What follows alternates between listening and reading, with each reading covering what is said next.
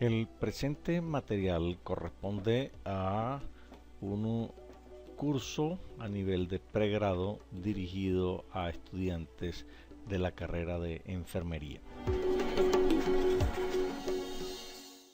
Seguidamente veremos la segunda parte del tercer módulo referente a el sistema nervioso central y sistema nervioso periférico.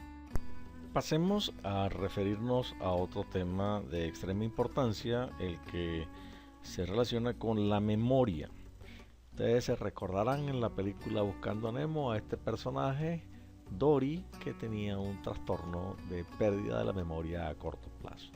Por estudios hechos en pacientes que han sufrido daño en distintas estructuras del sistema nervioso central, y eso ha tenido repercusiones sobre su capacidad de memorización, se sabe hoy en día que al menos el lóbulo temporal, que es esta estructura del cual nos hemos referido aquí en la gráfica de color fucsia, el hipocampo, que está en esta área del encéfalo y que debe su nombre a esa forma parecida al hipocampo, el caballito de mar, el núcleo caudado representado por el artista en color violeta en este diagrama y que está ubicado en esta área del encéfalo, y por último el tálamo, la versión dorso medial del tálamo, esa estructura representada en este color rojizo en este diagrama. En esas cuatro estructuras se sabe que participa directamente en los procesos de memorización.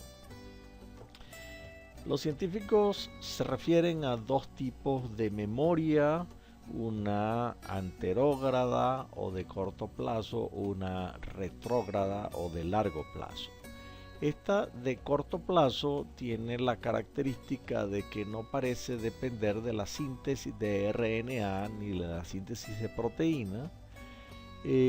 Cuando se administran al paciente determinados fármacos que comprometen la traducción y la transcripción genética, esta memoria de corto plazo no se ve afectada. Lo que sí se ve afectado es en pacientes que han experimentado accidentes de tránsito, caídas, golpes, traumas encefálicos, incluso relacionados con la neurocirugía, o pacientes que han experimentado una terapia que llaman terapia electroconvulsiva, en donde se le administra al paciente una corriente eléctrica en condiciones controladas. Esos pacientes ven comprometidas sus recuerdos del corto plazo. En el caso de la otra memoria, la de largo plazo, estos fármacos a los cuales había hecho referencia sí dañan y producen pérdida de esos recuerdos de la infancia, de la juventud, aquellos recuerdos de la memoria retrógrada. A su vez, la memoria de largo plazo se subdivide en una declarativa y no declarativa.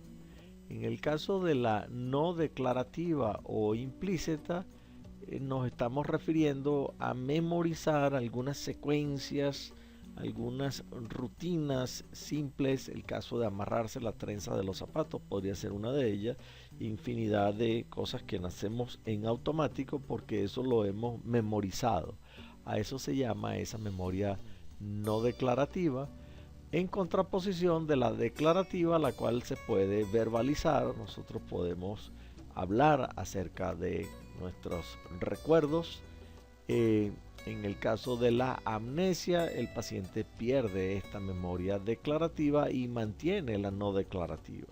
Eso nos habla de que son distintas, que probablemente radican en sitios distintos y se afectan con causas distintas. La memoria declarativa puede ser referida a hechos. Por ejemplo, un estudiante que estudie morfología le corresponderá recordar los nombres de los distintos huesos del organismo. La memoria no semántica, sino la episódica, que se refiere a eventos, entonces se trataría en el ejemplo anterior de recordar la experiencia de ese mismo estudiante presentando un examen de morfología. Sobre las dos se puede verbalizar, pero se refiere a cosas distintas. El proceso mediante el cual se pasa de la memoria anterógrada a la retrógrada, ese recuerdo de corto plazo para que quede almacenado en el largo plazo, a ese proceso se le conoce o se le refiere como consolidación de la memoria. En el caso de la declarativa a corto plazo para que pase a la memoria de largo plazo, parece que interviene el lóbulo temporal medial, el hipocampo y la amígdala, que es una estructura que está en el sistema nervioso central, una en cada uno de los hemisferios. Un daño del lóbulo temporal medial, si ocurre del lado izquierdo, comprometerá la memoria verbal. Si es en el lado derecho, alterará los recuerdos no verbales. Se menciona, por ejemplo, que el paciente tiene dificultad para recordar, reconoce un rostro, lo ve, lo identifica. Un hombre es una mujer, lo que no logra ubicar quién es, asociar esa imagen con los atributos propios de esa imagen. Eso ocurre en pacientes con una lesión del lóbulo temporal medial derecho. Habíamos mencionado que el sueño participa en la memorización y habíamos dicho que un estudiante se beneficia más de tener una buena noche de sueño a haber estado amanecido estudiando toda la noche. El sueño en su fase no MOR, la que no tiene los movimientos oculares rápidos, parece ser que se necesita para la consolidación de la memoria de corto a largo plazo y que eso ocurre en el hipocampo. La emocionalidad también participa en pro y en contra, varía según la característica de la emoción involucrada y de la intensidad de la misma. En pacientes que tienen trastornos cognitivos, uno ve que las cosas triviales tienden a olvidárseles más fácil que aquellas cosas que tienen una carga emocional para los pacientes. Para el estudiante es importante esta afirmación de que el estrés compromete el aprendizaje. Cuando se está muy estresado, es evidente que a la persona le cuesta más evocar lo que ha estado estudiando. La amígdala, la estructura que estábamos hablando, que está en el sistema nervioso central a cada lado, en cada hemisferio, también participa en la memoria de las respuestas al temor.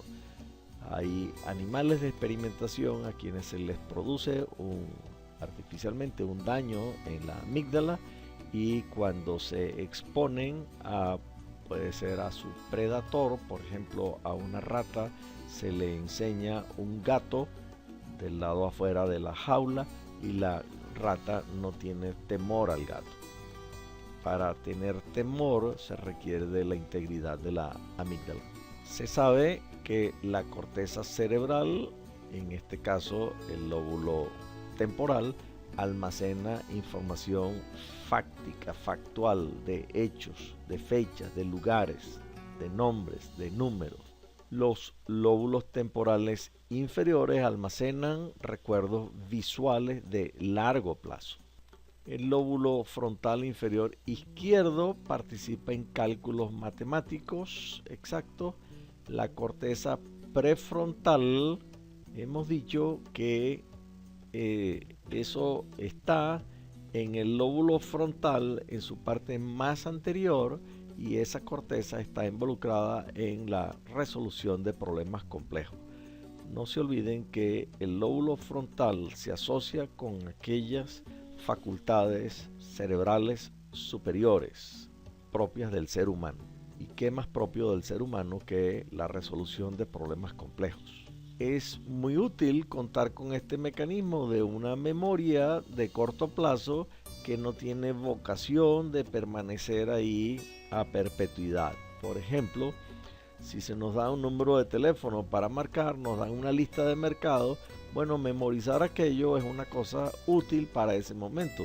No tendría mayor sentido que nos quedemos de por vida memorizando una lista de mercado o un teléfono que alguna vez marcamos. Esas cosas se procesan en esta memoria a corto plazo y es como un área temporal destinada a que esas cosas se olviden. Hay procesos, procedimientos que demandan de unas acciones que incluso tienen prelación unas con otras. Primero se hace esto, luego esto, luego esto. Seguir una receta, seguir una secuencia y memorizar aquello, una receta de cocina, es parte de la contribución que hace el lóbulo frontal a los procesos de memorización. Esto es una observación en pacientes que tienen una lesión del lóbulo frontal, no tienen esta inhibición de acciones inapropiadas. Por ejemplo, el contestar una llamada ajena. Estos pacientes con esa lesión tranquilamente contestan una llamada que no les corresponde. Es importante señalar que la participación cortical del lóbulo temporal es mucho más importante que de la del lóbulo frontal. Que las lesiones de uno y el otro son mucho más severas si se compromete el lóbulo temporal que si se compromete el lóbulo frontal.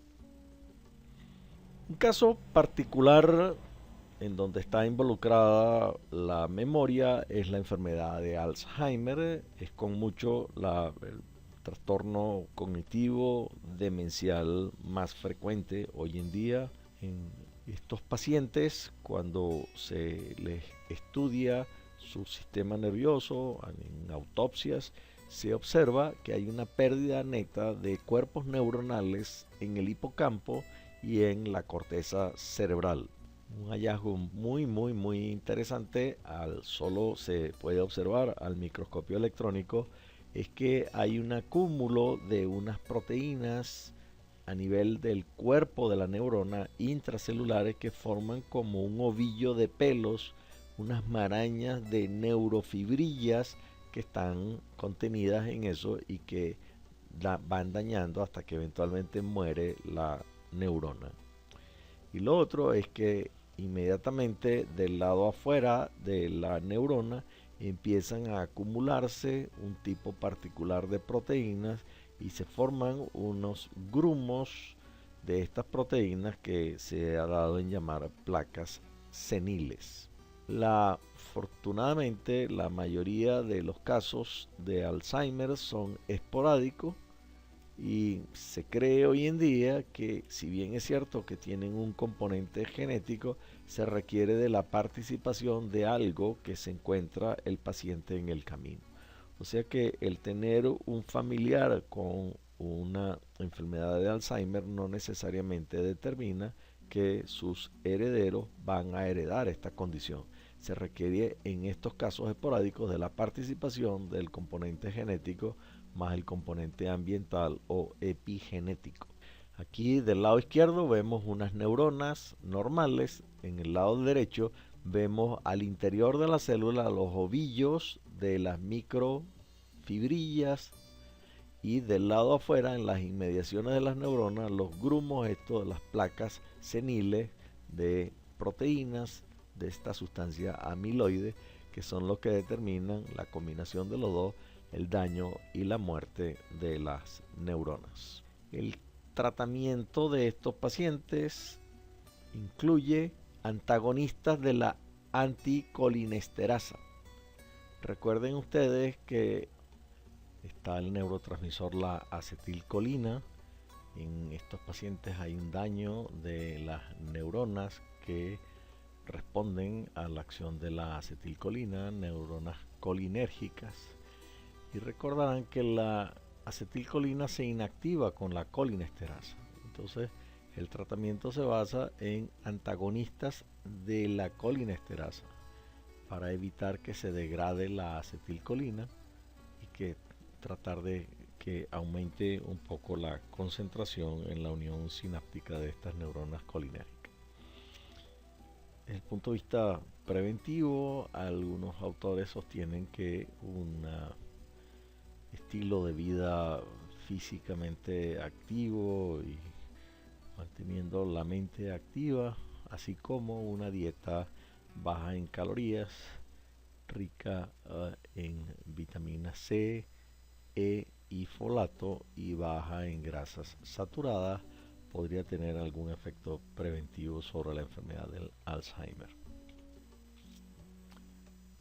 Pasemos ahora a considerar el llamado sistema límbico. Es este que se ve representado acá en color verde. El sistema límbico es el terreno donde se asientan los sentimientos y algún tipo de conductas, tales como la agresión o la ira, el temor. En el hipotálamo reside también, entre otras muchas cosas, el centro del apetito, que es excitador, y de la saciedad, que es inhibidor. También está estrechamente relacionado con la libido. El hipotálamo, el sistema límbico y la corteza cerebral están pues involucradas en la conducta sexual. Finalmente se menciona el efecto de recompensa y castigo con asiento en el hipotálamo y en la corteza cerebral, y así como están los sentimientos y las conductas, está relacionado con la memoria y con la emoción.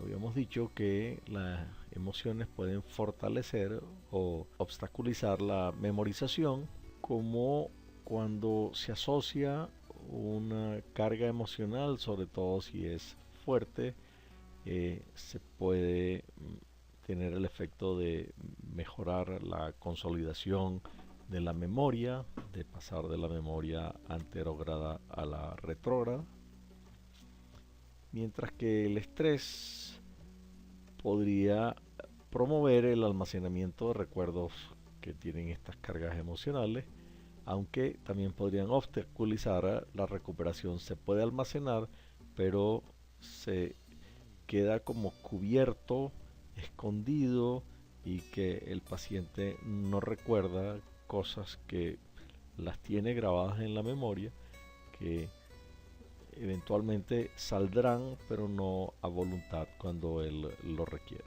Es muy curioso cómo pacientes que han tenido algún evento particularmente traumático, casos de violaciones, atracos o accidentes automovilísticos, personas que han sobrevivido una catástrofe aérea, y en estos pacientes desarrollan unos trastornos muy profundos relacionados con la memoria, y la autopsia ha probado que hay una atrofia, una verdadera atrofia del hipocampo.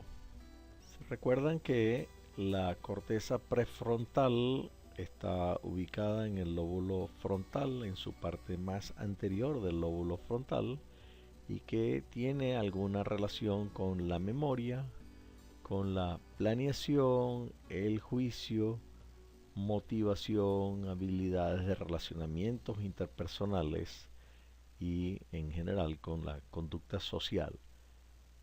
Una vez más, insisto en que en el lóbulo frontal se asientan aquellas cosas que nos hacen más humanos. Estas cosas mayormente son de el privilegio de el género humano, es el que tiene este tipo de conductas de planeación, de juicio.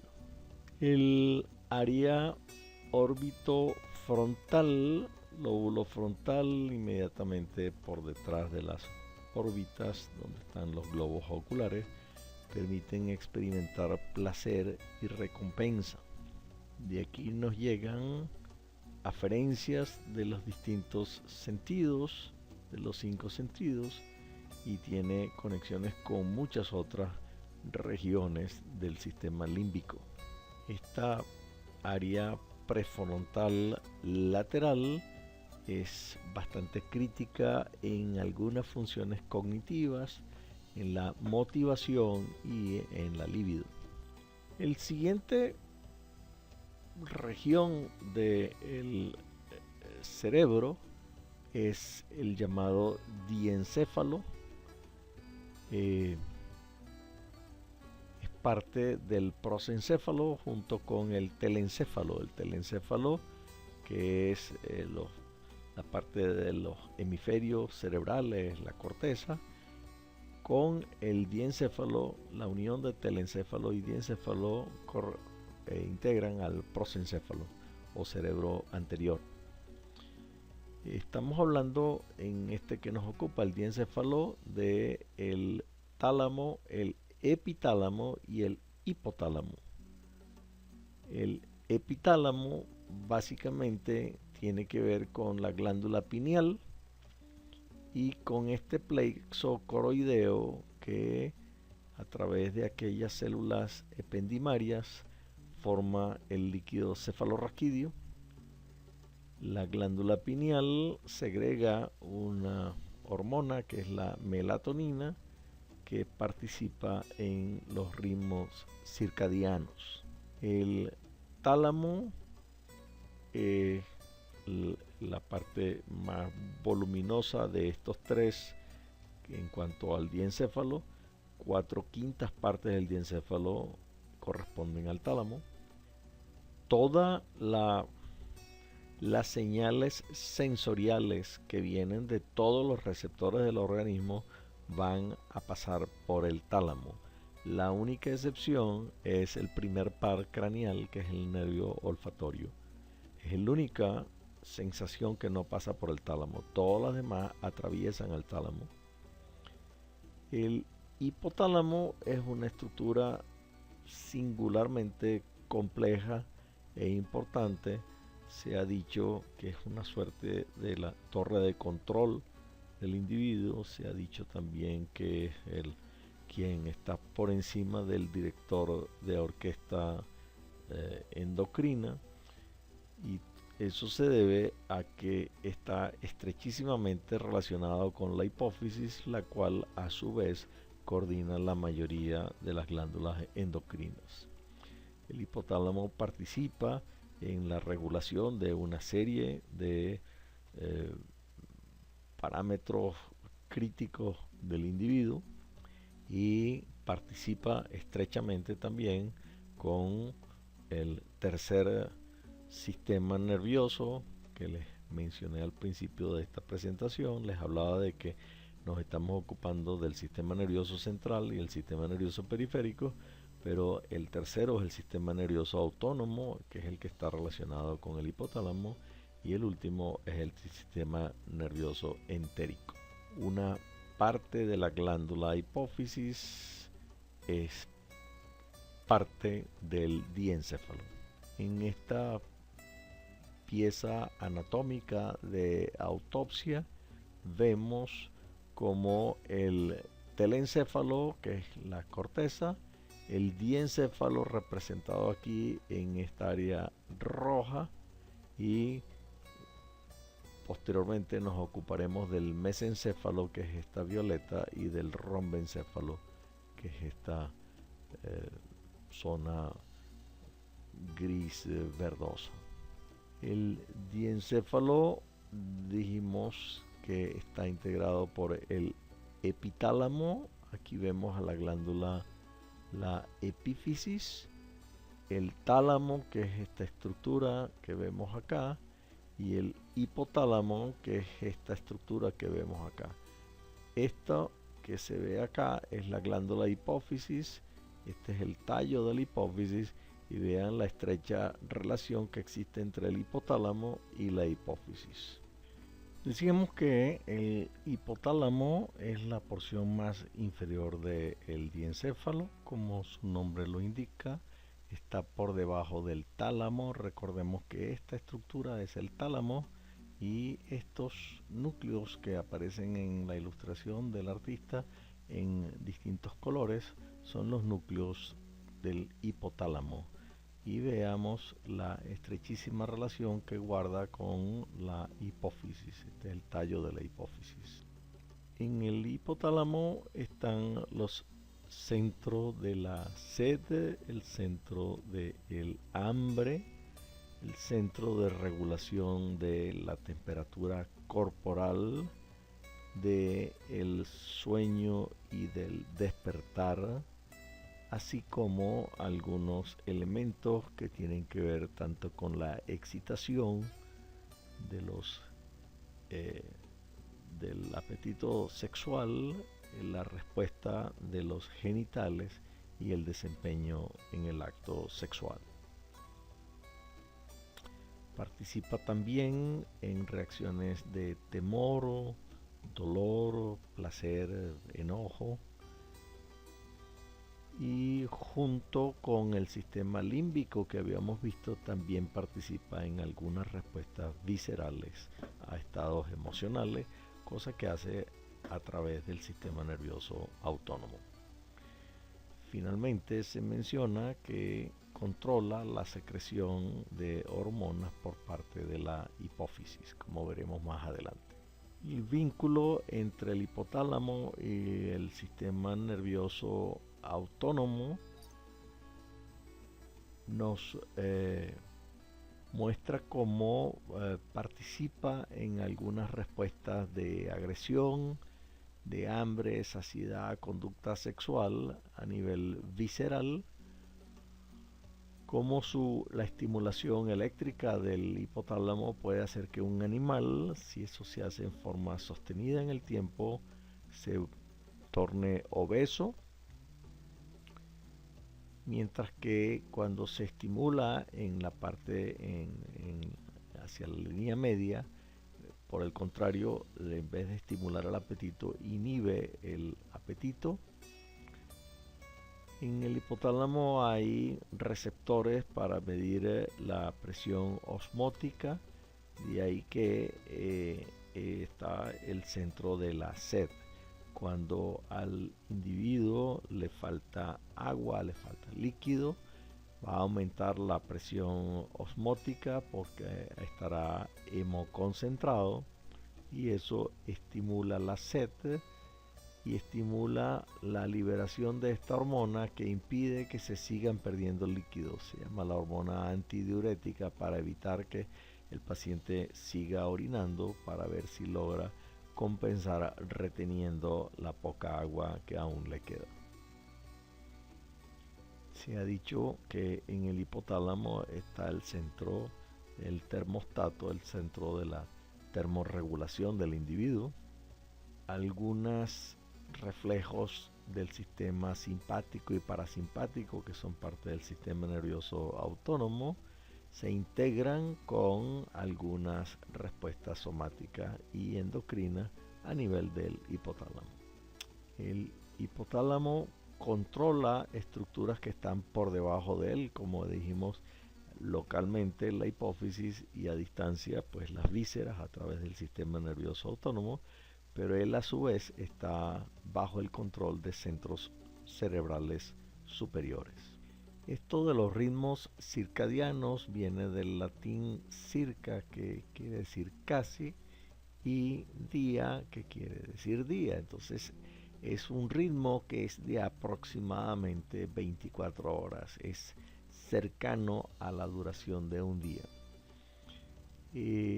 A ambos lados del hipotálamo hay una población relativamente pequeña de neuronas que tienen una cualidad muy particular de tener un comportamiento de una frecuencia rítmica, actúan como un marcapaso y se les refiere como células reloj, y esos son los que van a fijar la línea de tiempo para toda una serie de fenómenos biológicos que tienen ciclicidades. Los seres vivos tienen muchas ciclicidades, el más evidente es la del sueño y la vigilia, la del hambre y la saciedad, pero hay otros como la menstruación cada 28 días en la mujer, o un embarazo que dura 9 meses, Hay procesos biológicos que tienen unos lapsos de tiempo preestablecidos y algunos de ellos se repiten en forma cíclica. Cuando eso ocurre casi a las 24 horas de duración, se habla de un ritmo circadiano. Numerosos parámetros en el organismo tienen ritmos circadianos. Numerosas hormonas fluctúan en un ritmo circadiano.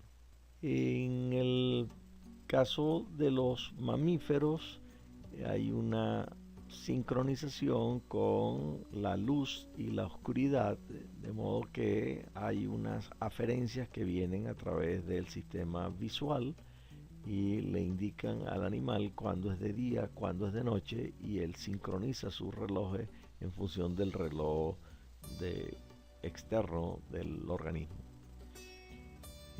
Esta hormona melatonina que habíamos mencionado, que libera la epífisis, su secreción es controlada por esta glándula pineal y participa muy estrechamente en la regulación de los ritmos circadianos.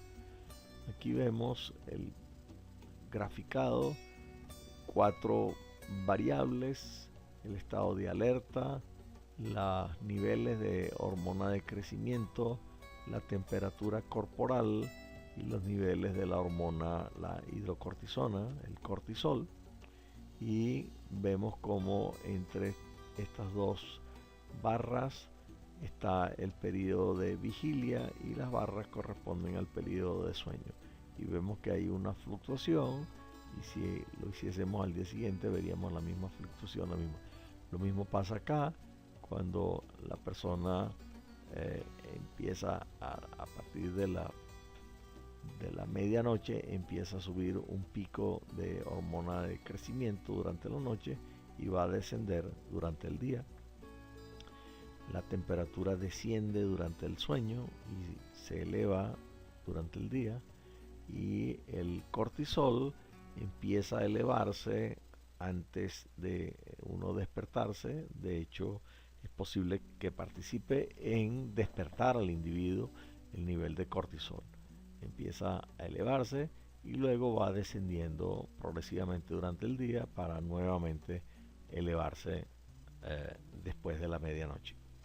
En cuanto a la hipófisis, que la hemos mencionado varias veces, es una estructura que tiene dos lóbulos, uno anterior o adenohipófisis, la hipófisis propiamente glandular, y otro posterior o neurohipófisis, que no es glandular sino es parte del sistema nervioso, es el que está estrechamente relacionado con el hipotálamo, más específicamente con los núcleos paraventriculares que están a los lados del tercer ventrículo, y los supraópticos que están inmediatamente encima de esta estructura, que es el quiasma óptico. Es el sitio en donde se cruzan el nervio óptico que viene del lado derecho, se cruza algunas fibras hacia el lado izquierdo, y el que viene del lado izquierdo cruza algunas fibras hacia el lado derecho. Ese es el quiasma óptico.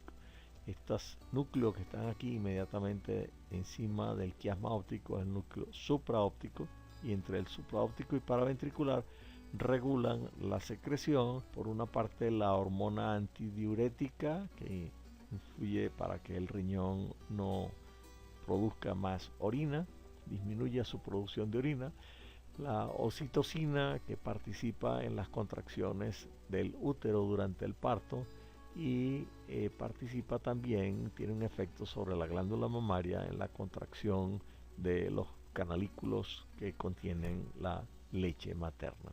En cuanto a las adenohipófisis, que es el lóbulo anterior, hay distintas colonias de células acá, algunas que liberan la hormona estimuladora de la corteza suprarrenal o ACTH, la hormona adrenocorticotropa, estimula las glándulas suprarrenales que están encima de los riñones para que liberen cortisol. La TSH es la hormona estimuladora de la tiroides, estimula la glándula tiroides que está en el cuello para que produzca sus hormonas tiroideas, la T3 y la T4. La hormona folículo estimulante estimula en el varón la producción de esperma o en el ovario para la eh, ovulación, mientras que la hormona luteinizante estimula al testículo para que produzca testosterona y en la mujer para que produzca entre estrógenos y progesterona. Otras colonias de célula producen la prolactina, que hacen que la glándula mamaria produzca leche. Hay unas hormonas que inciden directamente sobre el tejido graso, sobre los músculos, sobre los huesos. Como ustedes ven, es una estructura muy compleja y que está bajo la regulación del hipotálamo. El siguiente estructura es el mesencéfalo, es la parte más superior del tallo cerebral. Es una estructura muy pequeña, está entre el diencéfalo que acabamos de ver y el puente de Baroglio, o también llamado la protuberancia. Tiene unas estructuras relacionadas con los hemisferios cerebrales, que son los pedúnculos cerebrales, y en él operan dos sistemas dopaminérgicos. Uno es el sistema mesolímbico y el otro es el nigroestriatal. Este último tiene relación con el equilibrio, mientras que el mesolímbico tiene relación con la recompensa conductual. El último de estos cerebros es el romboencéfalo. El romboencéfalo tiene por una parte el puente de Baroglio, que es la protuberancia, por otra parte tiene al bulbo raquídeo y por otra parte tiene al cerebelo, que es la segunda estructura más grande que hay en el encéfalo. El cerebelo tiene 50.000 millones de neuronas. Les repito que la población mundial es de 7.000 millones de personas. Y en un cerebelo hay 50.000 millones, 50 millardos de neuronas. Al igual que los hemisferios cerebrales, el cerebelo también tiene una sustancia gris y una sustancia blanca, y dispuesta de la misma manera. La gris en su superficie, mientras que la sustancia blanca está a lo interior. La gris contiene los cuerpos de las neuronas, la sustancia blanca contiene el aislamiento de las prolongaciones de las neuronas. Hay unas fibras que conectan al cerebelo con el tálamo y de ahí a las áreas motoras corticales. Recordarán ustedes que es la circunvolución precentral, la que está en el lóbulo frontal inmediatamente por delante del surco central. Hay otras fibras que lo conectan con el puente de Baroglio, con el bulbo raquídeo y con la médula espinal. Recibe una serie de aferencias que vienen de receptores que están ubicados en las articulaciones, en los tendones, en los músculos. Eso permite lo que se llama la propiocepción. Eso permite que el individuo con los ojos cerrados sepa en qué posición están los distintos segmentos articulados que lo integran. Si uno cierra los ojos, una persona normal debería saber, sin necesidad de verlo, debería saber si tiene los brazos cruzados, si tiene las piernas flexionadas, si está sentado, si está de pie, si está acostado. Y si está tenso los músculos o están relajados, esas cosas son el resultado de las señales que envían estos receptores, estos propioceptores, para el cerebelo. El cerebelo es una estructura muy compleja. muy muy compleja, con todo el que es un órgano más pequeño que el cerebro, pero es particularmente compleja como lo reflejan todas estas conexiones.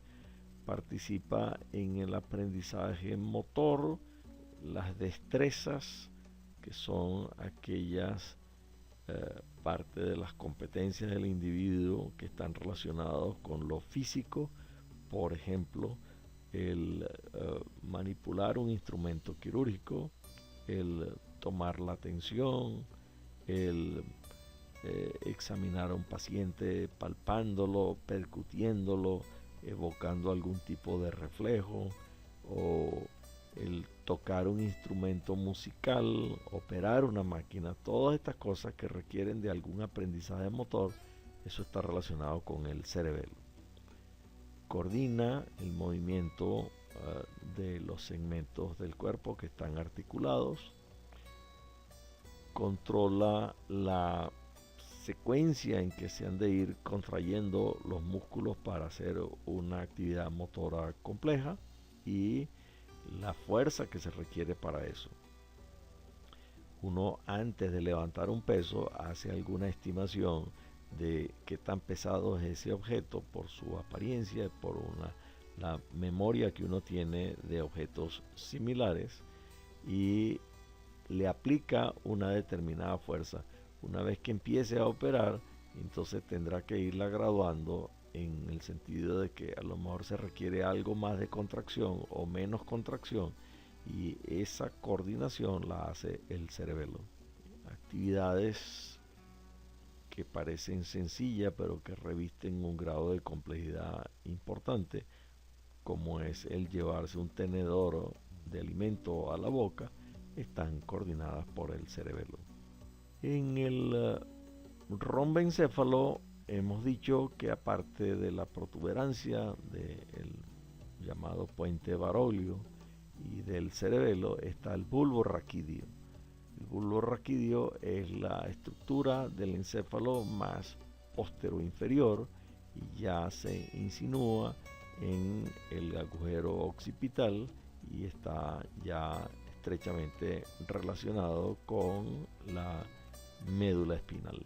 Una estructura muy corta, de apenas una pulgada, 3 centímetros de largo, y es atravesada por todos los tractos ascendentes sensoriales que vienen de la periferia hacia el sistema nervioso central, y de todas las órdenes que vienen por las neuronas motoras desde el sistema nervioso central a lo periférico.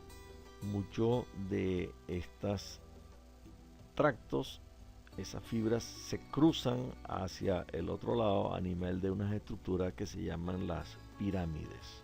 El bulbo raquídeo, el lado izquierdo del encéfalo, recibe la información que viene del lado derecho del cuerpo por este tema de que se cruza en las pirámides. Varios de los núcleos del bulbo raquídeo tienen que ver con el control motor, que está relacionado con distintos pares craneanos que vamos a ver posteriormente. Los núcleos de uno de esos pares craneanos, que es el nervio vago, están en el bulbo raquídeo.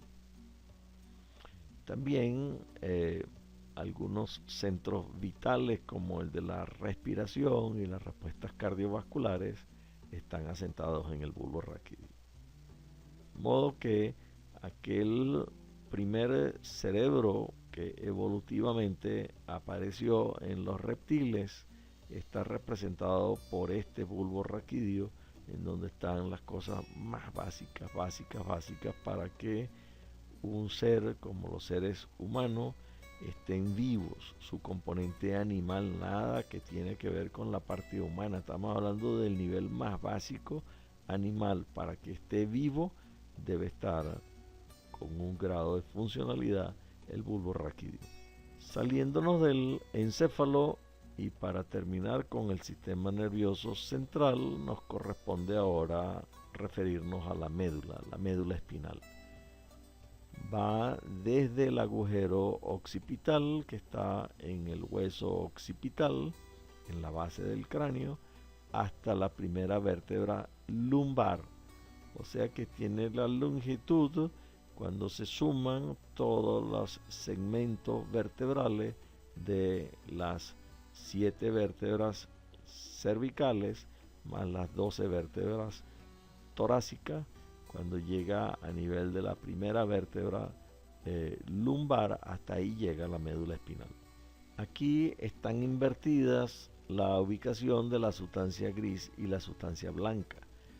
Recordemos que tanto en el cerebro como en el cerebelo, la gris está en la periferia, la blanca está en el centro. Aquí es al revés.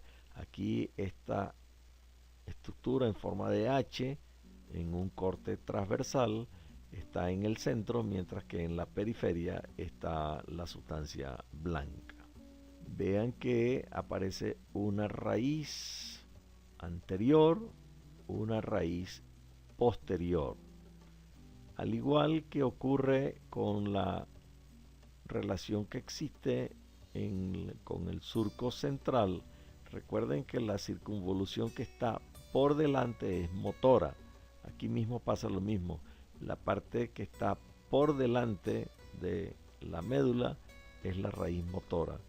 Y al igual que ocurre, la circunvolución postcentral, la que está por detrás del surco central, en el lóbulo parietal, que se encarga de la parte sensorial, así ocurre acá. El lado posterior es sensorial, el anterior es motor. Fíjense, recuérdense que la neurona sensorial tiene su cuerpo del lado afuera del sistema nervioso central, y entonces cuando es un grupo de células nerviosas fuera del sistema nervioso central, a eso se llama un ganglio.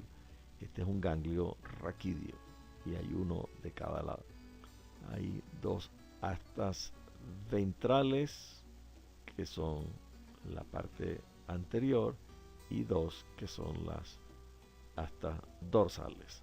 Las anteriores motoras, las posteriores, las dorsales, son sensoriales.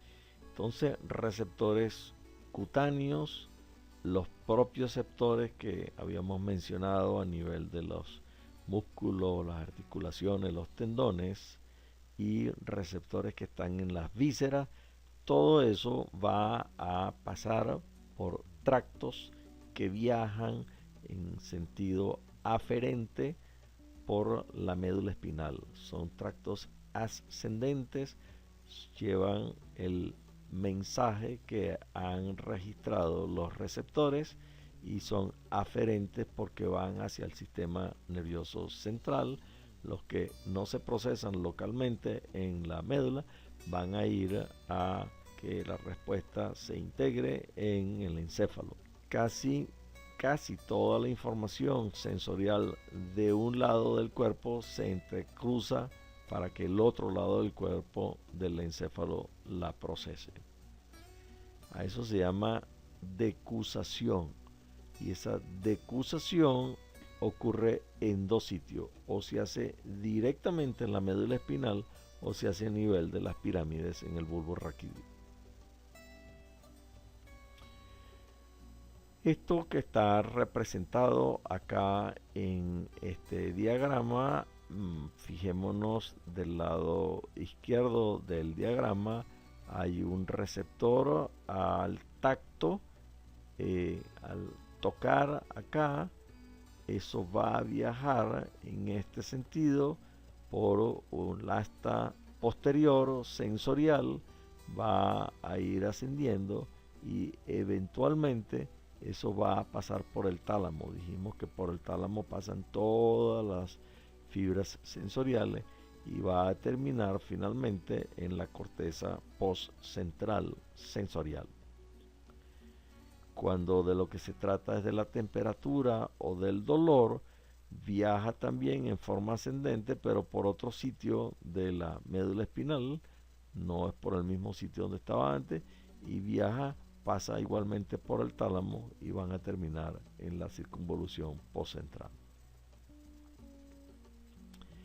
Cuando hablamos de los tractos descendentes, nos referimos a que ya la respuesta fue integrada en el encéfalo y viene una orden a ser ejecutada por los efectores. Estos efectores pueden ser otra neurona, puede ser un músculo o puede ser una glándula. A estos se llaman los tractos piramidales por esas estructuras de las pirámides en donde ocurre la decusación, donde se cruzan hacia el área contralateral. Estos son eferentes, estos vienen del sistema nervioso central y van hacia la periferia con una orden. Los que subía llevaban un mensaje de los receptores, se integra la respuesta arriba y viene una orden a ser ejecutada por los tractos descendentes motores. Los cuerpos celulares están en la circunvolución precentral, está inmediatamente del lado anterior al surco central en el lóbulo frontal, la corteza motora primaria. Descienden sin interrupción sináptica hasta la médula espinal. No hay una sinapsis entre aquel cuerpo que está en la circunvolución postcentral hasta llegar a la médula espinal. No hay neuronas intermedias. De las fibras corticoespinales, la inmensa mayoría se cruzan en las pirámides del bulbo raquídeo y descienden como los tractos córtico-espinales laterales. Las que no se cruzan, que es el otro escaso 10-20%, descienden con los córtico-espinales anteriores y terminan decusándose en la médula espinal, no en el bulbo, sino en la médula. Los tractos, los córtico-espinales, fundamentalmente tienen que ver con el control de movimientos finos que requieren destreza. En este diagrama vemos que la señal se genera en la corteza precentral, en la circunvolución precentral, delante del surco central. Van a viajar en esta dirección, no pasan por el tálamo pasan las sensoriales y van a bajar por las astas anteriores de la médula espinal y eventualmente llegarán, en este caso se muestra el caso de un músculo esquelético. Los tractos que no son los piramidales se originan en el tronco encefálico, tienen un circuito en donde participan una serie de núcleos de la base del cerebro, así como la sustancia negra, el tálamo mismo, y en ese sitio es uno de los que se afectan en la enfermedad de Parkinson, que es la segunda causa de demencia hoy en día, después de la enfermedad de Alzheimer. La segunda es la enfermedad de Parkinson, y esta enfermedad cursa con alteraciones por una parte de la memoria, por otra parte de la conducta, son trastornos cognitivos y tienen un componente muy importante con el compromiso de la función motora. Estos pacientes presentan estos síntomas extrapiramidales caracterizados mayormente por una espasticidad, un aumento del tono muscular y un tipo particular de oscilaciones o de temblores característicos de la enfermedad de Parkinson. Los tractos reticuloespinales son las principales vías del sistema extrapiramidal. Se originan en el tronco encefálico, en la formación reticular, y reciben unos mensajes que le llegan desde el cerebro o del cerebelo y emiten unas eferencias que van a el control muscular o glandular. A notar que no hay un tracto directamente que venga del cerebelo y descienda hacia los niveles periféricos de estos tractos extrapiramidales. Con eso damos por terminado el sistema nervioso central y nos referiremos muy brevemente al sistema nervioso periférico, en particular Empezamos por los pares craneales. Los pares craneales son 12, son pares porque hay uno a cada lado del organismo. Sus cuerpos celulares, 2 de ellos están en el prosencéfalo, en el cerebro anterior, y 10 están entre el cerebro medio y el cerebro posterior.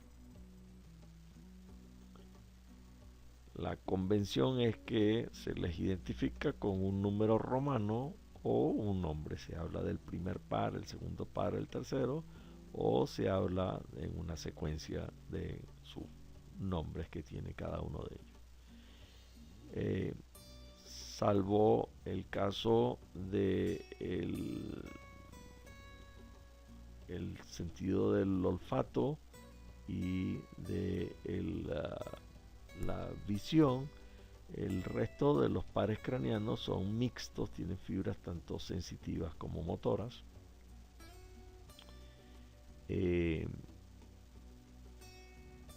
Los que están relacionados con, decimos, con el olfato y con el sistema visual, solo tienen fibras sensoriales. Sus cuerpos celulares no están en el encéfalo, sino están muy cerca en un caso del ojo y en el otro caso de la nariz. Ahí es donde está el cuerpo de estas neuronas, cuyas dendritas van a recibir el mensaje y cuyos axones son aferentes al sistema nervioso central para que se integre la respuesta correspondiente. Aquí vemos los números romanos del 1 al 12 y sus nombres son en el orden en que se van apareciendo de arriba hacia abajo y de adelante hacia atrás. El olfatorio es el 1, el óptico es el 2, el motor ocular común el 3, patético el 4, trigémino el 5, motor ocular externo el 6, el facial es el 7, el auditivo el 8, el glosofaringio el 9, el vago el 10, el accesorio es el 11 y finalmente el hipogloso es el 12. Fíjense que sensoriales son el olfatorio, el óptico y el auditivo, y todos los demás son mixtos. El vago es uno particularmente importante, tiene que ver con no solo la deglución, la fonación, la papila, sino toda una serie de regulación de distintas vísceras del sistema cardiovascular, mayormente del sistema digestivo y del sistema genitourinario. La vista tiene al óptico, al motor ocular común, al motor ocular externo, todos participan en el sentido de la vista.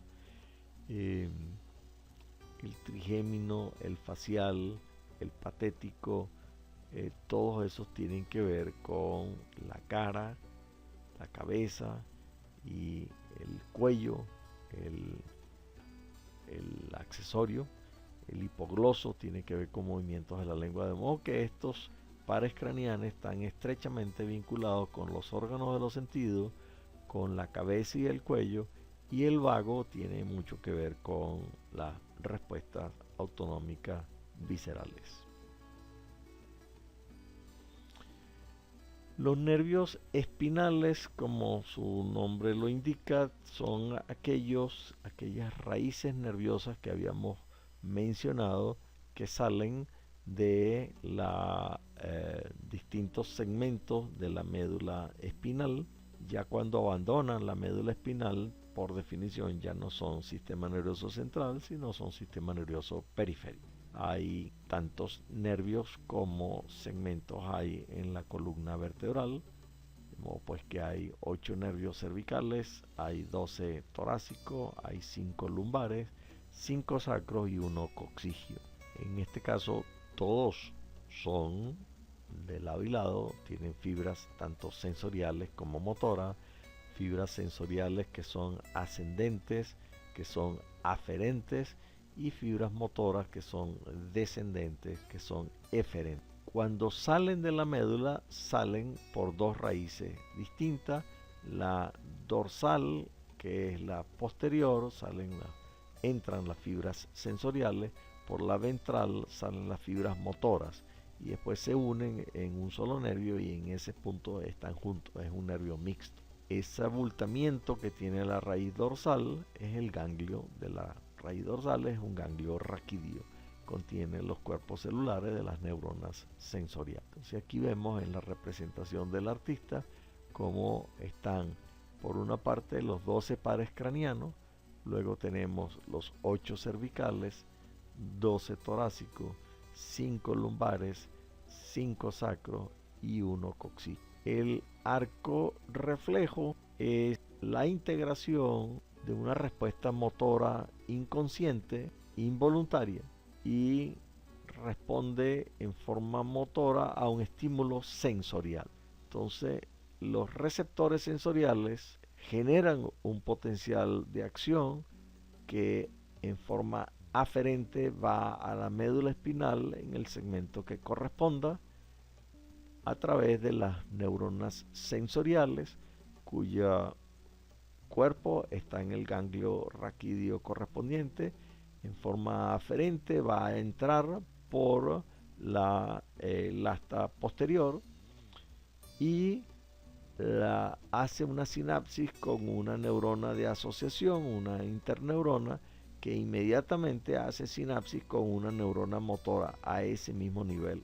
Entonces no va a los centros del encéfalo, sino a nivel local se procesa por la característica de la naturaleza. El ejemplo típico es: se pincha con una aguja el pie y la persona retira el pie. Eso lo hace de una inmediatez tal que no daría tiempo que eso viaje hasta el encéfalo para ser procesado para que venga la respuesta. La respuesta se hace en forma refleja, es lo que se llama un arco reflejo a nivel del segmento medular que recibió el estímulo. Entonces, la neurona motora somática conduce los impulsos hacia el músculo. Esos salen por el asta anterior, no hay ganglio en este caso, se integra al nervio raquídeo correspondiente, que es mixto, y va a ir al músculo para que se produzca una contracción refleja y se cierra el arco reflejo. El encéfalo no participa en este tipo de respuestas. Aquí lo vemos representado. El sensor en la piel sensa el pinchazo. Esta es una dendrita de una neurona aferente sensorial cuyo cuerpo está en el ganglio raquídeo. Entra por el asta dorsal a la médula espinal. Hay una neurona, una interneurona acá, y hace contacto con una motoneurona, una neurona motora cuyo cuerpo está en el asta anterior de la médula espinal, sale por la raíz anterior, se integra al nervio mixto porque aquí está la parte sensorial y aquí está la parte motora, y trae una orden para que el músculo esqueleto se contraiga y retire el pie.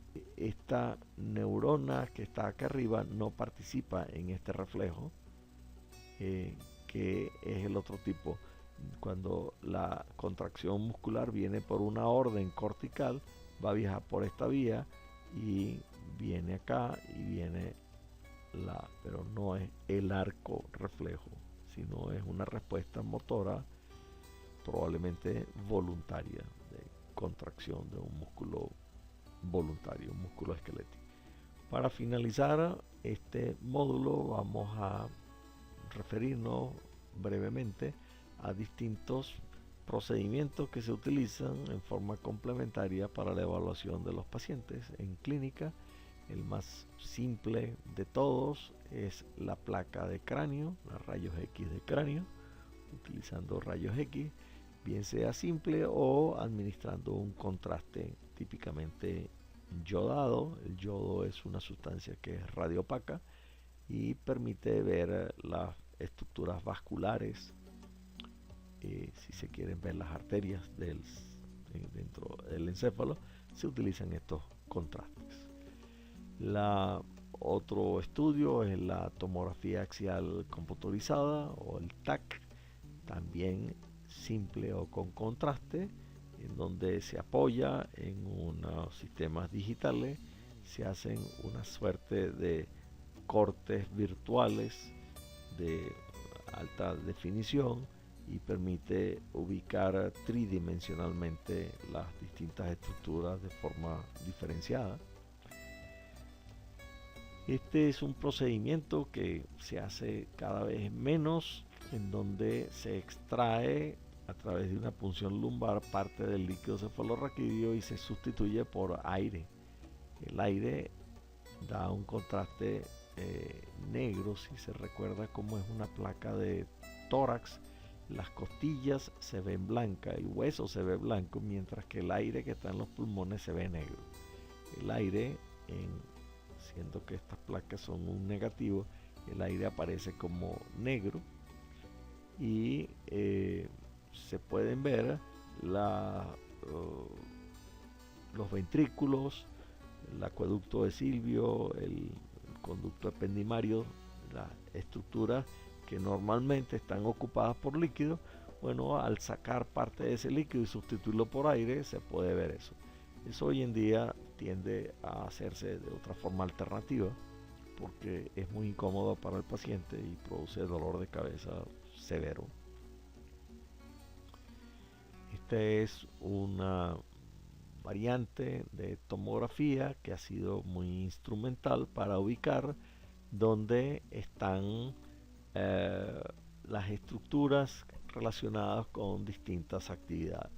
El paciente está consciente, se le dan instrucciones, se le muestran imágenes, se lo expone a algún tipo de estímulos, bien sea táctiles, olfatorios, gustativos, visuales o auditivos, y se ve qué parte del cerebro se activa. La imagen muestra cómo se enciende, entre comillas, una determinada región del cerebro cuando se está hablando de sexo o de comida o de una cosa desagradable o de un recuerdo de la infancia, de un recuerdo reciente, etcétera. Y ha sido muy instrumental para ir ubicando en las distintas partes del sistema nervioso cuáles son las que participan en las distintas conductas. En la resonancia nuclear magnética es un procedimiento no invasivo en donde se puede obtener una información no solo estructural sino funcional. Los distintos tejidos tienen distintas formas de resonar y eso puede graficarse de una manera diferenciada y se puede tener una idea muy clara de si lo que se está observando es hueso, si es grasa, si es una membrana meningia, si es tejido neurológico, si es líquido cefalorraquídeo, si es sangre, qué estructura, si son músculos, si es piel, y se ve con mucha definición. Ha sido un gran avance de los métodos de evaluación de pacientes esta resonancia nuclear magnética, y tiene la característica de que es no invasivo, de modo pues que se puede repetir cuantas veces sea y se puede hacer incluso en mujeres embarazadas. Esta es una variante, la resonancia nuclear magnética funcional, que tiene una cosa similar al de la emisión de positrones y nos da una visión también no solo estructural sino funcional. Este también es estructural y funcional, se apoya ya no en la capacidad que tienen los distintos átomos de resonar con un campo magnético, como es el caso de las resonancias, sino este se basa en la administración de un isótopo radioactivo que tenga una cierta afinidad por los distintos tejidos. Entonces los hay para el sistema nervioso, para la parte de las neuronas, de las neuroglias, para la parte hematológica, para la parte muscular, para la parte ósea. Se administra el isótopo correspondiente, se deja un tiempo que eso se estabilice y luego con un contador de radiaciones se hace el registro y se grafica de alguna manera, de modo que no llega a dar ni remotamente el detalle que dan los otros, pero como tiene esa connotación funcional, en algunos casos es extremadamente útil. Por ejemplo, se puede estudiar un paciente, hacerle un gamagrama de cuerpo entero y si hay alguna metástasis ósea aparecerá un área más oscura en esa zona del esqueleto en donde exista un crecimiento acelerado de células, y con el isótopo radioactivo correspondiente se pondrá en evidencia a través de la gammagrafía. Estas iniciales corresponden al electroencefalograma. Un electroencefalograma, eso mide la actividad eléctrica de la corteza cerebral. Se ponen una serie de electrodos, también es un método no invasivo, aunque es tedioso. El paciente tiene que estar en calma, probablemente dormido en algunos momentos durante el procedimiento, que se haga estando despierto y dormido, y a veces se utilizan algunas estimulaciones visuales con una luz intermitente, por ejemplo, o con señales acústicas, y se ven los distintos patrones, las distintas ondas que caracterizan a la actividad neurológica de los hemisferios cerebrales, de la corteza específicamente. La punción lumbar la habíamos mencionado, entre una vértebra y otra a nivel del disco intervertebral, previa administración local de anestesia, se introduce una aguja especial, una aguja más larga que los usuales, y se entra en el espacio que está en la periferia del espacio que ocupa la parte más externa de la médula y la parte más interna del canal óseo por donde está la médula. Se hace con extremo cuidado para no lesionar a la parte nerviosa de la médula, y lo que se quiere llegar es solo hasta donde está el líquido cefalorraquídeo. Se toma una muestra de ese líquido para su estudio, y ese estudio no solo es la parte química, sino incluso la parte física. El color, la transparencia de ese líquido dice mucho. Debe ser de color agua de roca, pero podría tener un aspecto turbio, podría ser purulento, podría tener sangre, podría tener alguna coloración distinta. Se mide la composición de una serie de sustancias allá adentro y puede ser singularmente orientador en algún tipo de patologías. Este es un ejemplo de un estudio de resonancia nuclear magnética.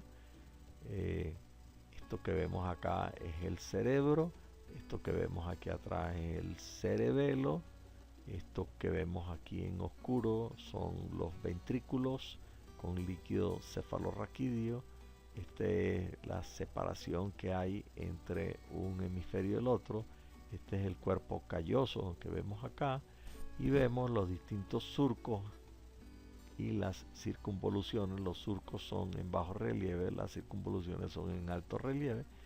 Esto vemos las meninges alrededor del cerebro, vemos el hueso en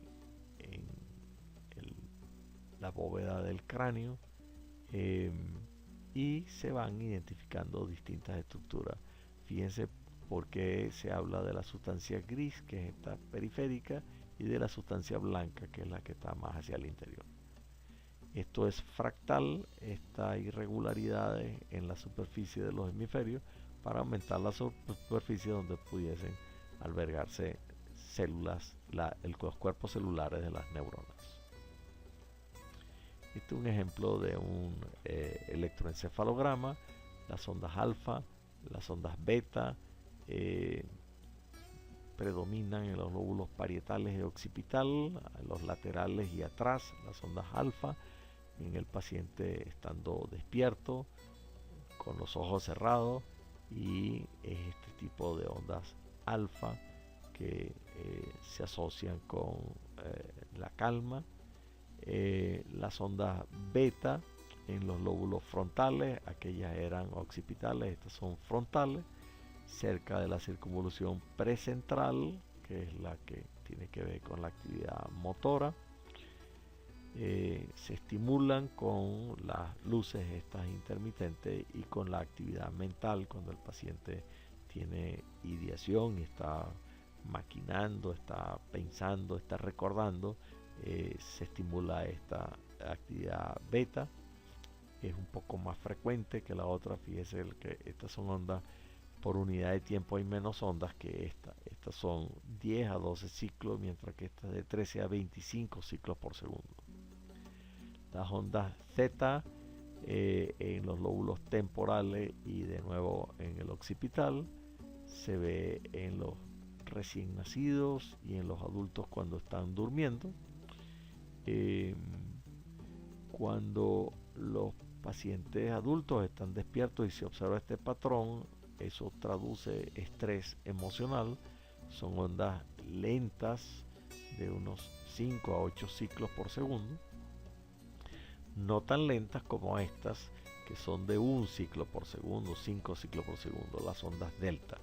Las ondas delta tienen una interpretación muy particular, que si bien es cierto que son comunes durante el sueño y en los lactantes despiertos, si eso se observa en un adulto que esté despierto, este patrón habla de daño cerebral irreversible. Con esto damos por concluido el tercer módulo correspondiente al sistema nervioso central y sistema nervioso periférico de la segunda unidad correspondiente a la neurofisiología como parte del curso de Fisiología 1.